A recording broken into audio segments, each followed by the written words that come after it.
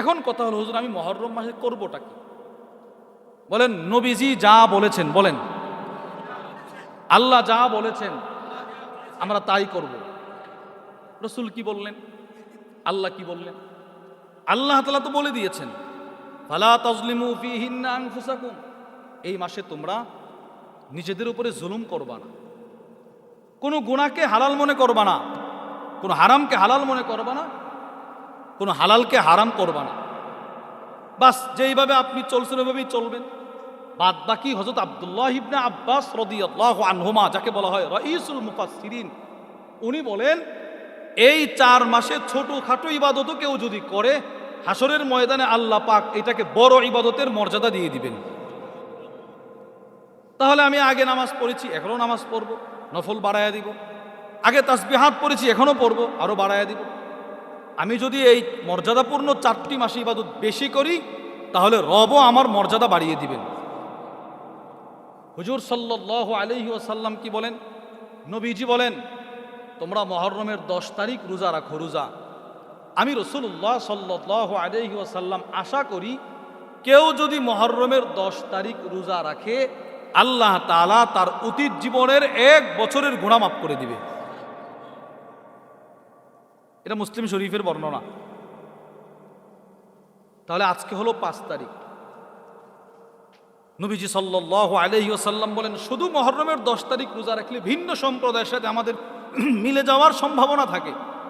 এজন্যে হয়তো 9, 10, 10, 11 সেই হিসেবে আমাদের আগামী বুধবার, বৃহস্পতিবার অথবা বৃহস্পতিবার, শুক্রবার আমরা নিজেরা এই রোজা রাখার পাবন্দি করব তো ইনশাআল্লাহ। এবং আমাদের পরিবার পরিজনকে আমরা এলান করে দেব, তারাও যেন সর্বাত্মক চেষ্টা করে, তারাও যেন এই 2টা রোজা রাখার গুরুত্ব তারাও যেন পাবন্দি করে। আল্লাহ আমাদের সকলকে তৌফিক দান করেন, বলেন আমিন। লাতাইফুল মাআরিফ ফিমা লিমাওয়াসিমিল আম্মি মিনাল ওয়াজাইফ, ওই কিতাবের মধ্যে এসেছে এই আশুরার 10ম তারিখে কেউ যদি রোজা রাখে, এটা হাদিস নয়, বুজুর্গের বক্তব্য, তাহলে আল্লাহ তাআলা তাকে 1 বছর রোজা রাখার সওয়াব দান করবে। এবং কেউ যদি এই দিনে সাদাকা করে, সাদাকা 10 তারিখ সে কিছু সাদাকা করলো, তাহলে সে যেন সারা বছর সাদাকা করলো, আল্লাহ ওই পরিমাণ সওয়াব দান করবে। তাহলে আমরা এই কাজগুলো করবো তো ইনশাআল্লাহ। কি বলেন ভাই, সকলে নিয়ত করতে পারি না ইনশাআল্লাহ? তাহলে রোজা রাখবো কোন কোন বার বলেন? বুধবার, বৃহস্পতিবার অথবা বৃহস্পতিবার, অর্থাৎ আগামী বৃহস্পতিবার হবে 10 তারিখ, বুধবার হবে 9 তারিখ। তাহলে 9, 10 যদি আপনি রাখেন, শুক্রবার 10 তারিখ, তাহলে শুক্রবার 10 তারিখ হলে বৃহস্পতি শুক্র অথবা শুক্র, আজকে কয় তারিখ আছে?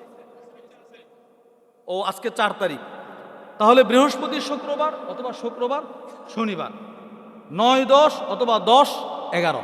আল্লাহ আমাদের সকলকে তৌফিক দান করেন। তাহলে প্রিয় ভাইয়েরা আমার, এই মাসগুলোকে আল্লাহ তাআলাই মর্যাদা দিয়েছেন। মূলত আল্লাহ তাআলার নিজাম হলো, আল্লাহ তাআলা কতক বস্তুকে কতক বস্তুর উপরে প্রাধান্য দিয়েছেন। 12 মাসের ভিতরে 4 মাসকে মর্যাদা দিয়েছেন। পুরা দিনের ভিতরে আল্লাহ তাআলা জিলহজের প্রথম 10 দিনকে মর্যাদা দিয়েছেন। পুরা রাতের ভিতরে আল্লাহ তাআলা রমাদানুল মুবারকের শেষ 10 রাতকে মর্যাদা দিয়েছেন। এরপরে পুরা দুনিয়ার ভিতরে আল্লাহ তাআলা মসজিদের জমিনকে বেশি মর্যাদা দিয়েছেন। আর নিকৃষ্ট জমিন বানিয়েছেন কোন জমিনকে? বাজারের জমিনকে। সমস্ত আসমানি কিতাবের ভিতরে আল্লাহ তাআলা কোরআনুল কারীমকে সর্বশ্রেষ্ঠ কিতাব ঘোষণা করেছেন।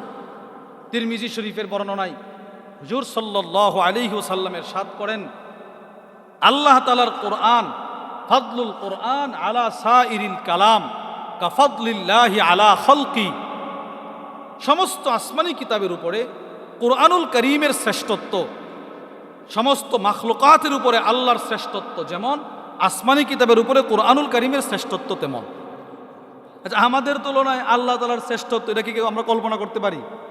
আল্লাহ তাআলা তো আল্লাহ তাআলা না, রব্বুল আলামিনের শ্রেষ্ঠত্ব মাখলুকাতের তুলনায় যেমন, সমস্ত আসমানি কিতাবের তুলনায় কোরআনুল কারীমের শ্রেষ্ঠত্ব তেমন। সমস্ত জমিনের ভিতরে মসজিদের জমিনের দাম বেশি, কিন্তু আফসোস যেই জমিনের দাম সবচাইতে বেশি ওই জমিন খালি পড়ে থাকে, আর যেই জমিনের দাম, যেই জমিনের কোনো দাম নাই, নিকৃষ্ট, ওই জমিন ভরপুর। কি বলেন, বাজারে মানুষ বেশি না মসজিদে মানুষ বেশি না বাজারে? বাজারে। অথচ শ্রেষ্ঠ জমিন আল্লাহর কাছে কোনটি? মসজিদ। হযরত সাহাবা ইকরাম রিদওয়ানুল্লাহি তাআলা আলাইহিম আজমাইন ওনারা মসজিদের জমিনটাকেই বেশি প্রাধান্য দিয়েছেন। হযরত জুবাইর ইবনুল আওয়ামের ছেলের ব্যাপারে, আব্দুল্লাহর ব্যাপারে আসছে, ওনাকে বলা হতো মসজিদের কবুতর। বলেন, ওনাকে কি বলা হতো? কবুতর। কেন? উনি সবচাইতে বেশি মসজিদে সময় দিতেন, সবচাইতে বেশি সময় দিতেন মসজিদে। এই ফজরের সময় ঢুকছে, জোহরের সময় ঢুকলো, আসরের সময়। ওনার বাড়িতে মেহমান আসলে এরা তাকায় থাকতো, ওনার মসজিদের সামনে গিয়ে দাঁড়ায় থাকতো, কখন ওনাকে মসজিদ থেকে বের করবে, কখন বের করবে।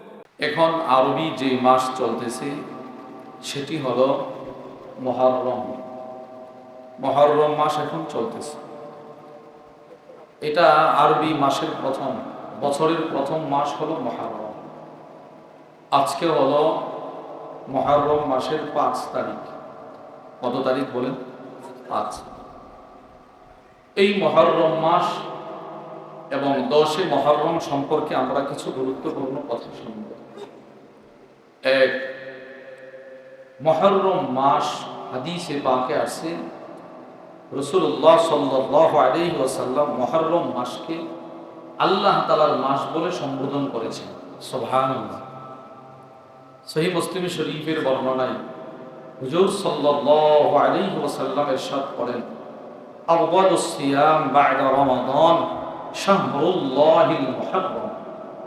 নবীজি সাল্লাল্লাহু আলাইহি ওয়াসাল্লাম বলেন, রমাদানুল মুবারকের পরে সর্বোত্তম রোজা হলো আল্লাহ তাআলার মাস মুহররমের রোজা। পড়েন সুবহানাল্লাহ। এই হাদিসের ব্যাখ্যায় আল্লামা আব্দুর রাউফ আল মানাবি রাহিমাহুল্লাহ তার বিখ্যাত কিতাব ফাইদুল কদির শরহুল জামিউস সগীর মিন আহাদিসিল বাশীর ওয়ান নাদির, অনেক সুন্দর। ওই কিতাবের মধ্যে ইমাম জামাখশরীর একটি বক্তব্য নিয়ে আসছে। ইমাম জামাখশরী বলেন, ইদাফুহু ইলা আল্লাহি আযজা ওয়া জাল্লা তা'যীমান ওয়া তাফখীমান ওয়া তাকরীমান। মুহররম মাস যে এটা আল্লাহর মাস বলে হুজুর সাল্লাল্লাহু আলাইহি ওয়াসাল্লাম সম্বোধন করলেন, রাসূলুল্লাহ সাল্লাল্লাহু আলাইহি ওয়াসাল্লাম মুহররম মাসকে সম্বোধন করার দ্বারা বাকি অন্যান্য মাসের উপরে মুহররমের মর্যাদা, গুরুত্ব, শ্রেষ্ঠত্ব বুঝিয়েছেন।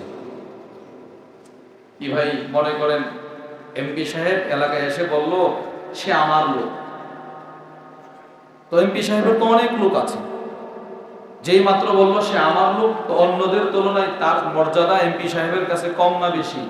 বেশি। যেহেতু হুজুর সাল্লাল্লাহু আলাইহি ওয়াসাল্লাম বললেন মুহররম এটা আল্লাহর মাস, এজন্য ইমাম জামাখশরী আব্দুর রাউফ আল মানাবি রাহিমাহুল্লাহ ওনারা বলেন, আল্লাহর মাস বলার দ্বারা মুহররমের মর্যাদা বাকি মাসগুলোর তুলনায় আল্লাহ তাআলা বাড়ায়া দিয়েছেন, নবীজি বাড়ায়া দিয়েছেন। এক। দুই, মুহররম মাস হলো সম্মানিত মর্যাদাপূর্ণ 4টি মাসের একটি মাস। কুরআনুল কারীমের মধ্যে আল্লাহ বলেন, বিসমিল্লাহির রহমানির রহিম, ইন্না ইদ্দাতাশ শুহুরি ইনদাল্লাহি 12 শাহরান ফি কিতাবিল্লাহ ইয়াওমা খালাকাস সামাওয়াতি ওয়াল আরদ। আসমান জমিন সৃষ্টি থেকে আল্লাহ তাআলা বলেন, আল্লাহ তাআলা 12টি মাস সৃষ্টি করেছেন, দিয়েছেন বছর গণনার জন্য। মিনহা আরবাতুন হুরুম, ওই 12 মাসের ভিতরে 4টি মাস হলো মর্যাদাপূর্ণ। বলেন কয়টি মাস মর্যাদাপূর্ণ? 4টি মাস। কোন সেই 4 মাস? সহিহ মুসলিম শরীফের বর্ণনায় হুজুর সাল্লাল্লাহু আলাইহি ওয়াসাল্লাম বলেন, আসমান জমিন সৃষ্টির শুরু থেকে পৃথিবী চলতেছে, দিন চলতেছে, রাত চলতেছে, এর ভিতরে আল্লাহ তাআলা 4টি মাসকে মর্যাদা দিয়েছেন। 3টি হলো পরপর লাগাতার।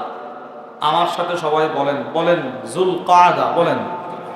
আমরা সকলে বলি জিলকদ, আচ্ছা এইভাবেই বলেন, জিলকদ, জিলহজ, মুহররম, রজব, যুলকাদা, যুলহিজ্জা, আল মুহররম, রজব। এই হলো 4টি মাস। তাহলে জিলকদ, জিলহজ, মুহররম তিনটি কিন্তু পরপর। হ্যাঁ, এই রাসূল বলেন এই তিনটা লাগাতার, চতুর্থটা হলো রজব, এটা একটু পরে। এই হলো 4টি মাস, মর্যাদাপূর্ণ মাস। এবার আল্লাহ তাআলা কি বলেন? ফালা তাজলিমু ফীহিন্না আনফুসাকুম, এই মর্যাদাপূর্ণ এই মাসগুলোতে তোমরা নিজেদের উপরে জুলুম করিও না। তোমরা জুলুম করবা না। নিজেদের উপরে জুলুম না করার অনেক অর্থ, তাফসীরের কিতাব থেকে আমরা কয়েকটি অর্থ শুনবো ইনশাআল্লাহ। এক, হযরত আব্দুল্লাহ ইবনে আব্বাস রাদিয়াল্লাহু তাআলা আনহুমা থেকে বর্ণিত, তিনি বলেন আই জাআলাদ দামবা আযম ফীহিন্না, এই সম্মানিত 4টি মাসে ছোট গুনাহও যদি কেউ করে, এটা বড় গুনাহ হিসেবে আল্লাহর আদালতের কাঠগড়ায় দাঁড়াতে হবে। যেহেতু আল্লাহ মর্যাদা দিয়েছেন, ওখানে আপনি গুনাহ করতে পারবেন না। এর বিপরীত ওয়াল আমাল সালিহ ফীহিন্না আযম, এই 4 মাসে কেউ ছোট ইবাদত করলেও আল্লাহ তাআলা এর সওয়াব দিবে বড় ইবাদত করে। সুবহানাল্লাহ। যেমন মনে করেন আমরা সুবহানাল্লাহ পড়লাম, আমরা আলহামদুলিল্লাহ পড়লাম, পড়েন সুবহানাল্লাহ, আলহামদুলিল্লাহ, লা ইলাহা ইল্লাল্লাহ, আল্লাহু আকবার। এই তাসবিহগুলো পড়লে সওয়াব আছে না? কি বলেন? মনে করেন একবার সুবহানাল্লাহ, আসমান জমিনের ফাঁকা জায়গা আল্লাহ নেক দ্বারা পরিপূর্ণ করে দেন। এইটা এখন মুহররম মাসের ভিতরে আমরা পড়লাম। মুহররম ছাড়া পড়লে যেই সওয়াব, হযরত আব্দুল্লাহ ইবনে আব্বাস রাদিয়াল্লাহু তাআলা আনহুমার বক্তব্য অনুযায়ী এই মাসে পড়লে এই মাস ছাড়া যেই সওয়াব, এর চাইতে দ্বিগুণ সওয়াব আল্লাহ আপনাকে দান করবে। মুহররম ছাড়া একবার সুবহানাল্লাহ পড়লে যদি এটা আযম মিন উহুদ হয়, উহুদ পাহাড়ের চাইতেও বেশি বড় ভারী হয়, তো মুহররম মাসে পড়লে আল্লাহ তাআলা কোটি কোটি উহুদ পাহাড়ের মর্যাদা বাড়ায় দিব। 2 নম্বর ব্যাখ্যা, হযরত মুহাম্মদ ইবনে ইসহাক বলেন ফালা তাজলিমু ফীহিন্না আনফুসাকুম, এর অর্থ হলো লা তাজআলু হারামাহা হালালা ওয়ালা হালালাহা হারামা। অন্যান্য মাসে তো কোনো হারামকে হালাল করতেই পারবা না, বিশেষ করে এই 4টি মর্যাদাপূর্ণ মাসেও তোমরা কোনো হারামকে নিজের থেকে হালাল করবা না। যা হারাম এটা করছে কে? বলেন না, কে করছে? আল্লাহ। হালাল যেগুলো ওইটাও আল্লাহ তাআলা বলে দিয়েছে, আল হালাল ওয়াল হারাম বাইন, সব স্পষ্ট কি কি হারাম কি কি হালাল। এখন 2026 সালে আপনি আপনার পক্ষ থেকে কোনো বিষয় হারাম বস্তুকে আপনি হালাল করার অধিকার আপনার নাই। কিন্তু দুর্ভাগ্য, আফসোস, এই মাসগুলোতে আমাদের দেশ বা বিভিন্ন জায়গায় মানুষ অনেক হারাম বস্তুকে হালাল করে দিল। বলেন নাউজুবিল্লাহ। 1 নম্বর, কোন মানুষ নিজের শরীরে নিজে আঘাত করা, এটা হালাল না হারাম? সবাই বলেন হারাম। সহিহ বুখারীর বর্ণনায় আসছে, হুজুর সাল্লাল্লাহু আলাইহি ওয়াসাল্লাম বলেন লাইসা মিন্না, ওই ব্যক্তি আমার দলের অন্তর্ভুক্ত নয় যে নিজেই নিজের শরীরে আঘাত করে, গালে আঘাত করে, বুকে আঘাত করে, মাতাম করে, সে আমার দলের অন্তর্ভুক্ত নয়। ওয়াশাক্কাল জয়ুব, যে কাপড় ছিঁড়ে ফেলে, সে আমার দলের অন্তর্ভুক্ত নয়। বলেন তো আমাদের সমাজে এই মাসে এই কাজগুলো হয় কি হয় না? তাহলে হারামটাকে আমরা কি করলাম? বলেন না, হারামটাকে আমরা কি করলাম? আর আল্লাহ কি বললেন? না, হারামকে তোমরা হালাল করার তোমাদের কোনো অধিকার নেই। 2, গান, বাদ্য, যন্ত্রপাতি সবগুলো ইসলামের দৃষ্টিতে হালাল না হারাম? সবাই বলেন হারাম, স্পষ্ট হারাম। কোরআনুল কারীমে আল্লাহ রাব্বুল আলামিন শয়তানকে জান্নাত থেকে বিতাড়িত বের করার পর বলছিল ইযহাব, যা বের হ, ওয়াস্তাফজিজ মান ইসতাতা'তা মিনহুম বিসাওতিক। তো শয়তান বলেছিল আল্লাহ, আমি যে জান্নাত থেকে বের হইছি, আমি কিন্তু আপনার বান্দাদেরকে পথভ্রষ্ট করব। তো আল্লাহ বলছিল ঠিক আছে, তুই তোর কণ্ঠ দিয়ে যাদেরকে পারস বিভ্রান্ত করিস। এখানে বিসাউতিক শব্দের ব্যাখ্যায় তাফসীর ইবনে কাসীরের মধ্যে আসছে গান, আল গিনা। শয়তানের কণ্ঠ পৃথিবীর শুরু থেকে কিয়ামত পর্যন্ত যত গানাদার গান বলবে, যত শিল্পী গান বলবে, সবগুলো গান হলো শয়তানের কণ্ঠ। বলেন নাউজুবিল্লাহ। আপনারা বলেন তো গান কার কণ্ঠ? শয়তানের কণ্ঠ। আল আদাবুল মুফরাদের বর্ণনায় ইমাম বুখারী রাহিমাহুল্লাহ হাদিস নিয়ে আসেন, হযরত আম্মাজান আয়েশা আস-সিদ্দিকা রাদিয়াল্লাহু তাআলা আনহা একদিন ওনার ভগ্নিপতির বাড়ির পাশ দিয়ে যাচ্ছেন, তাকায় দেখে এক বাউল গানাদার সো গান গাইতেছে আর মাথা নাড়াইতেছে, ইউহাররিকু রাসা, এভাবে মাথা নাড়াইতেছে। সাথে সাথে আম্মাজান বললেন, উফ, আফসোস, আরে কি হলো এটা? শয়তান, এত শয়তান, আখরিজু, তোমরা তাকে কান ধরে এই ঘর থেকে বের করে দাও। কোরআন থেকেও বুঝলেন যারা গান বলে এটা শয়তানের কণ্ঠ, হাদিস থেকেও বুঝলাম আম্মাজান গানাদারকে কি বলছে? শয়তান। বলেন না কি বলছে? শয়তান। তাহলে এই গানের কণ্ঠ এটা কার কণ্ঠ? শয়তানের কণ্ঠ। এজন্য গান হারাম, কোরআন থেকে আমরা বুঝলাম। হাদিসে পাকে রাসূল বলেন, লা ইয়াকুনান্না মিন উম্মতি আকওয়াম, উচিরে আমার উম্মতের মধ্যে কিছু মানুষ আসবে, ইয়াস্তাহিল্লুনাল হিররা ওয়াল হারির ওয়াল মাআজিব, যেই মানুষগুলো রেশমের পোশাক পরিধান করা, রেশম পরা, হাতে রং লাগানো, মেহেদি পরা, গান বাদ্যের যন্ত্রপাতি ক্রয় করা, ঢোল তবলা বাজানো, গান বলা, এটাকে হালাল বলবে। বলেন আজ পর্যন্ত যারা গান গাচ্ছে, যারা এই মাসে এই ব্যবস্থা করে, এরা কি এটাকে হারাম মনে করে না হালাল? হ্যাঁ, নবীজি বলে গেছে কোন মুসলমানের জন্য উচিত নয় গান বাদ্যকে হালাল বলা। কোন মুসলমানের জন্য উচিত নয় গান বাদ্যের সরঞ্জামাদি ক্রয় করা, এটা নিষেধ। যারা কিনবে, যারা গানাদারকে ভাড়া করে নিয়ে আসবে, গান শুনবে, আল্লাহর বক্তব্য, ومن الناس من يشتري لهو الحديث ليضل عن سبيل الله بغير علم ويتخذها هزوا أولئك لهم عذاب مهين। এই কাজ যারা করবে তাদের জন্য আল্লাহ পাক রেখে দিয়েছেন পরকালে অত্যন্ত লাঞ্ছনাকর শাস্তি, নাউজুবিল্লাহ। এটা করা যাবে না, কোনোভাবেই করা যাবে না। রেশমের পোশাক পরিধান করা যাবে না, রং বেরঙের শরীরে রং লাগানো, এগুলো করা যাবে না। হুজুর সাল্লাল্লাহু আলাইহি সাল্লামের কাছে এক সাহাবী আছে, হযরত আম্মার ইবনে ইয়াসির, তিরমিজি শরীফের বর্ণনা। হযরত আম্মার ইবনে ইয়াসির বলেন, কাদিমতু আলা আহলি, আমি আমার পরিবারের কাছে আসছি দীর্ঘ সফর শেষ করে।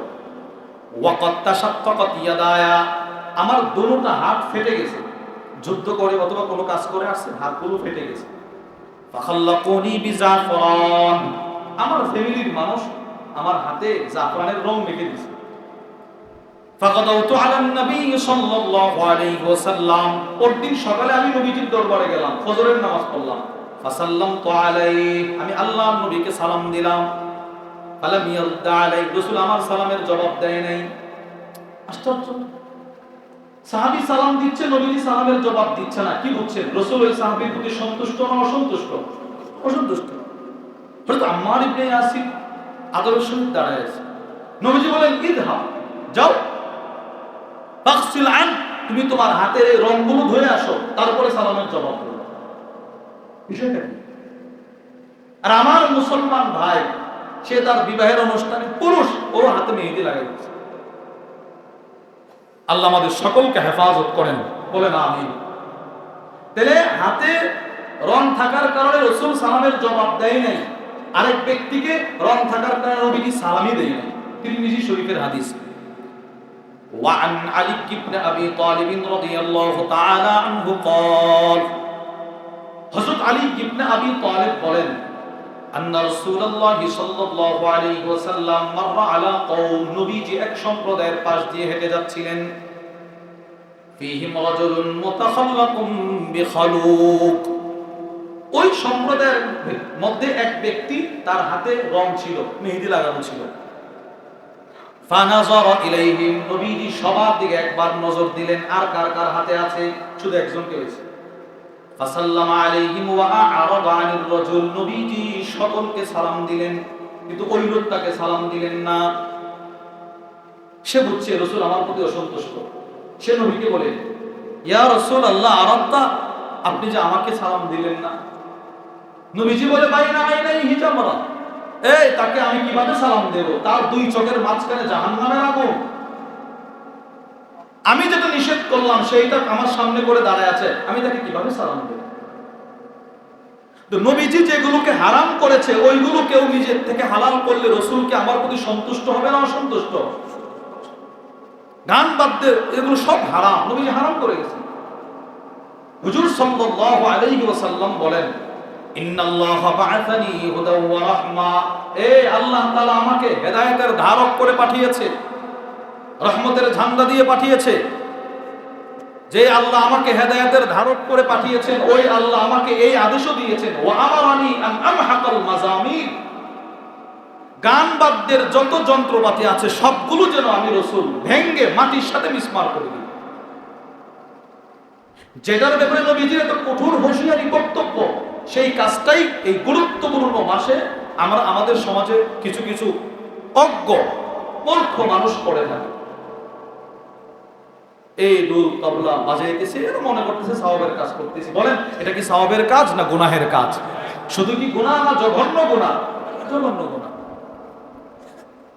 হুজুর সাল্লাল্লাহু আলাইহি ওয়াসাল্লাম নিষেধ করেছেন।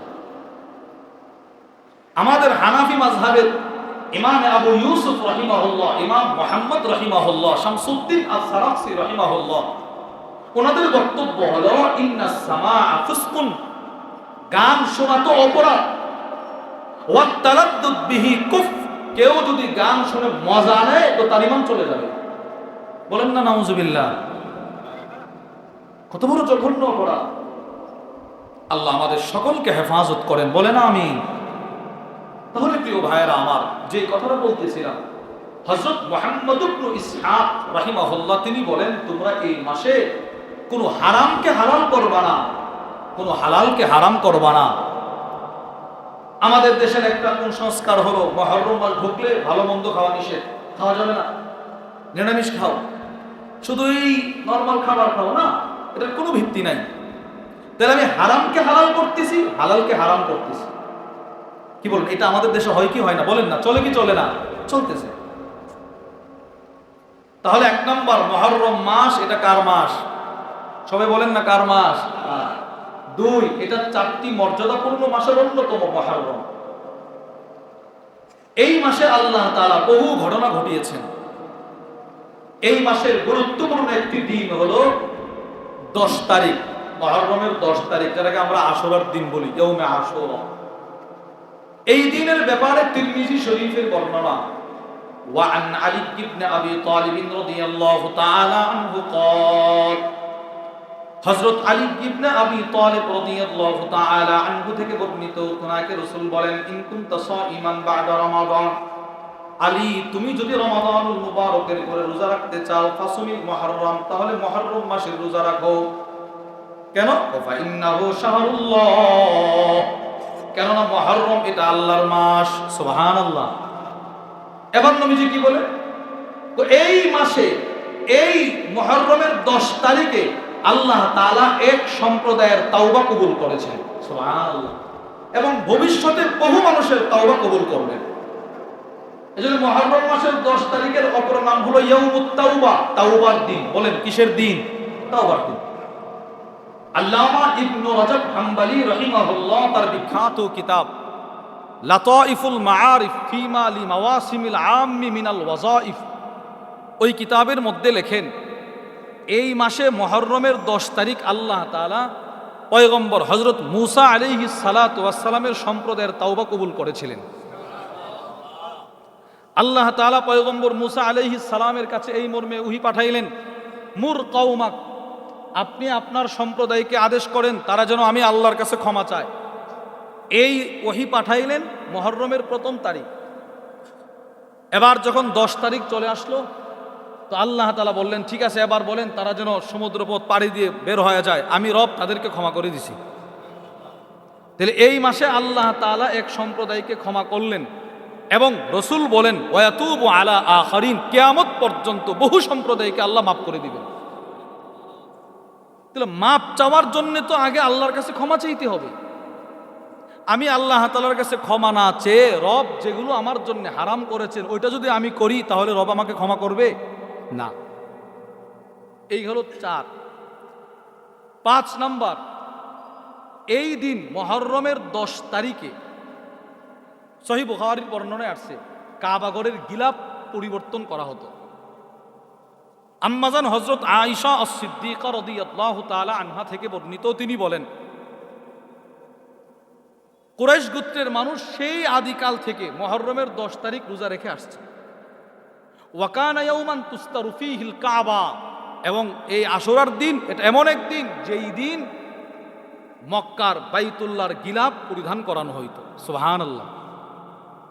তেলে বোঝা গেল মুহররমের 10 তারিখের ঘটনা হযরত হাসান হযরত হুসাইন রাদিয়াল্লাহু আনহুমার সাথে সম্পৃক্ত নয়।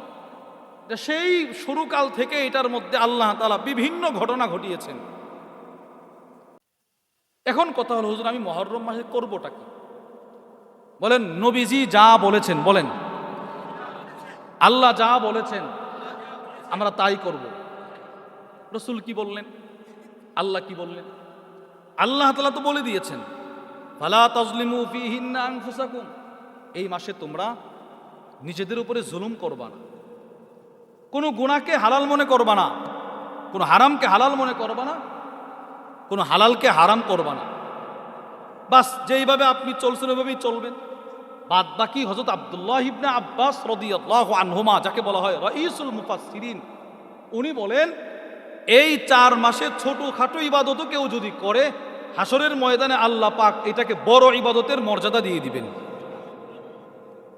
তাহলে আমি আগে নামাজ পড়েছি, এখনো নামাজ পড়ব, নফল বাড়ায়া দিব। আগে তাসবিহাত পড়েছি, এখনো পড়ব, আরো বাড়ায়া দিব। আমি যদি এই মর্যাদাপূর্ণ 4টি মাসে ইবাদত বেশি করি, তাহলে রবও আমার মর্যাদা বাড়িয়ে দিবেন।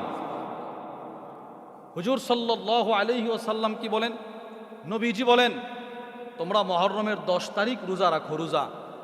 আমি রাসূলুল্লাহ সাল্লাল্লাহু আলাইহি ওয়াসাল্লাম আশা করি কেউ যদি মুহররমের 10 তারিখ রোজা রাখে, আল্লাহ তাআলা তার অতীত জীবনের 1 বছরের গুনাহ মাফ করে দিবে।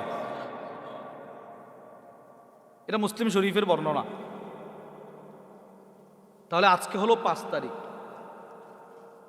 নবীজি সাল্লাল্লাহু আলাইহি ওয়াসাল্লাম বলেন, শুধু মুহররমের 10 তারিখ রোজা রাখলে ভিন্ন সম্প্রদায়ের সাথে আমাদের মিলে যাওয়ার সম্ভাবনা থাকে। এজন্য হয়তো 9, 10, 10, 11 সেই হিসেবে আমাদের আগামী বুধবার, বৃহস্পতিবার অথবা বৃহস্পতিবার, শুক্রবার আমরা নিজেরা এই রোজাটা রাখার পাবন্দি করব তো ইনশাআল্লাহ। এবং আমাদের পরিবার পরিজনকে আমরা এলান করে দেব, তারাও যেন সর্বাত্মক চেষ্টা করে, তারাও যেন এই 2টা রোজা রাখার গুরুত্ব তারাও যেন পাবন্দি করে। আল্লাহ আমাদের সকলকে তৌফিক দান করেন, বলেন আমিন। লাতাইফুল মাআরিফ ফিমা লিমাওয়াসিমিল আম্মি মিনাল ওয়াযাইফ, ওই কিতাবের মধ্যে এসেছে এই আশুরার 10ম তারিখে কেউ যদি রোজা রাখে, এটা হাদিস নয়, বুজুর্গের বক্তব্য, তাহলে আল্লাহ তাআলা তাকে 1 বছর রোজা রাখার সওয়াব দান করবে। এবং কেউ যদি এই দিনে সাদাকা করে, সাদাকা 10 তারিখ সে কিছু সাদাকা করলো, তাহলে সে যেন সারা বছর সাদাকা করলো, আল্লাহ ওই পরিমাণ সওয়াব দান করবে। তাহলে আমরা এই কাজগুলো করবো তো ইনশাআল্লাহ। কি বলেন ভাই, সকলে নিয়ত করতে পারি না ইনশাআল্লাহ? তাহলে রোজা রাখবো কোন কোন বার বলেন? বুধবার, বৃহস্পতিবার অথবা বৃহস্পতিবার, অর্থাৎ আগামী বৃহস্পতিবার হবে 10 তারিখ, বুধবার হবে 9 তারিখ। তাহলে 9, 10 যদি আপনি রাখেন, শুক্রবার 10 তারিখ, তাহলে শুক্রবার 10 তারিখ হলে বৃহস্পতি শুক্র অথবা শুক্র, আজকে কয় তারিখ আছে?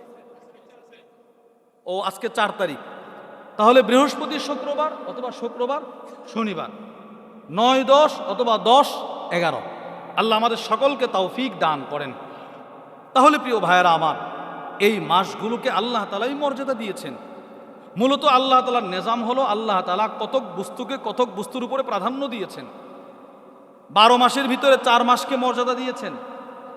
পুরা দিনের ভিতরে আল্লাহ তাআলা জিলহজের প্রথম 10 দিনকে মর্যাদা দিয়েছেন। পুরা রাতের ভিতরে আল্লাহ তাআলা রমাদানুল মুবারকের শেষ 10 রাতকে মর্যাদা দিয়েছেন। এরপরে পুরা দুনিয়ার ভিতরে আল্লাহ তাআলা মসজিদের জমিনকে বেশি মর্যাদা দিয়েছেন। আর নিকৃষ্ট জমিন বানিয়েছেন কোন জমিনকে? বাজারের জমিনকে। সমস্ত আসমানি কিতাবের ভিতরে আল্লাহ তাআলা কোরআনুল কারীমকে সর্বশ্রেষ্ঠ কিতাব ঘোষণা করেছেন। তিরমিজি শরীফের বর্ণনায় হুজুর সাল্লাল্লাহু আলাইহি ওয়াসাল্লামের ইরশাদ করেন, আল্লাহ তাআলার কোরআন, ফাদলুল কোরআন আলা সাইরিল কালাম কাফাদলিল্লাহি আলা খালকি, সমস্ত আসমানি কিতাবের উপরে কুরআনুল কারীমের শ্রেষ্ঠত্ব, সমস্ত মাখলুকাতের উপরে আল্লাহর শ্রেষ্ঠত্ব যেমন আসমানি কিতাবের উপরে কুরআনুল কারীমের শ্রেষ্ঠত্ব তেমন। আচ্ছা, আমাদের তুলনায় আল্লাহ তাআলার শ্রেষ্ঠত্ব এটা কি কেউ আমরা কল্পনা করতে পারি? আল্লাহ তাআলা তো আল্লাহ তাআলা না, রব্বুল আলামিনের শ্রেষ্ঠত্ব মাখলুকাতের তুলনায় যেমন, সমস্ত আসমানি কিতাবের তুলনায় কুরআনুল কারীমের শ্রেষ্ঠত্ব তেমন। সমস্ত জমিনের ভিতরে মসজিদের জমিনের দাম বেশি, কিন্তু আফসোস যেই জমিনের দাম সবচাইতে বেশি ওই জমিন খালি পড়ে থাকে, আর যেই জমিনের দাম যেই জমিনের কোনো দাম নাই নিকৃষ্ট ওই জমিন ভরপুর। কি বলেন, বাজারে মানুষ বেশি না মসজিদে মানুষ বেশি না বাজারে? বাজারে। অথচ শ্রেষ্ঠ জমিন আল্লাহর কাছে কোনটি? মসজিদ। হযরত সাহাবা ইকরাম রিদওয়ানুল্লাহি তাআলা আলাইহিম আজমাইন ওনারা মসজিদের জমিনটাকেই বেশি প্রাধান্য দিয়েছেন। হযরত জুবাইর ইবনুল আওয়ামের ছেলের ব্যাপারে, আব্দুল্লাহর ব্যাপারে আসছে, ওনাকে বলা হতো মসজিদের কবুতর। বলেন, ওনাকে কি বলা হতো? কবুতর। কেন? উনি সবচাইতে বেশি মসজিদে সময় দিতেন, সবচাইতে বেশি সময় দিতেন মসজিদে। এই ফজরের সময় ঢুকছে, জোহরের সময় ঢুকলো, আসরের সময়। ওনার বাড়িতে মেহমান আসলে এরা তাকায় থাকতো, এই ওনার মসজিদের সামনে গিয়ে দাঁড়ায় থাকতো, কখন ওনাকে মসজিদ থেকে বের করবে, কখন বের করবে।